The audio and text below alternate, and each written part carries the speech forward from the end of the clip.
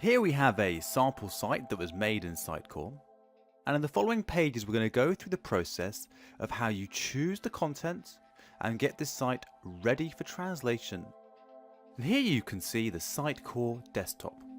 Now, once you've installed the Beebox connector, you'll see that you have some new options when you go and click on your SItecore desktop. And if you see here, we have a new link for Beebox Content Selector, Beebox Job Manager and Beebox Settings.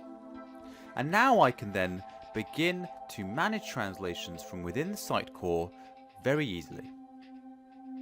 Here is the SItecore content tree, and I can go in here and I have another option which says Beebox, and if I want to translate this I can click Translate. This is then added to the content selector, and from within the content selector we can then have more ability to choose precisely which part of the website we want to translate. Now let's take a closer look at the content selector. The content selector gives me extra options to filter which content I want to translate.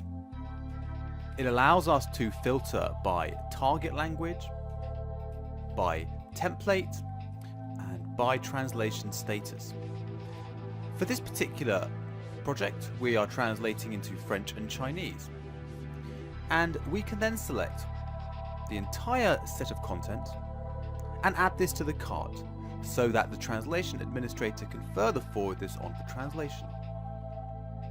In the next stage, we're going to navigate to the Job Manager. In the Job Manager, we have extra steps to follow to filter the content to finally send for translation.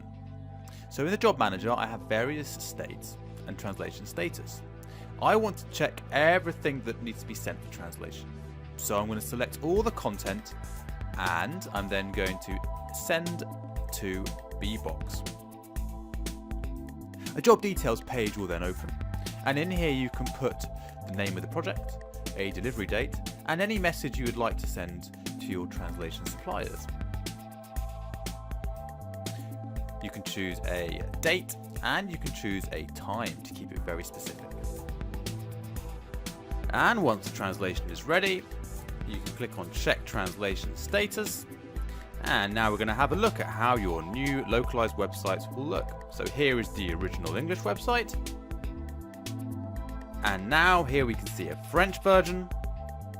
And we can now see our Chinese version as well. Thank you for watching.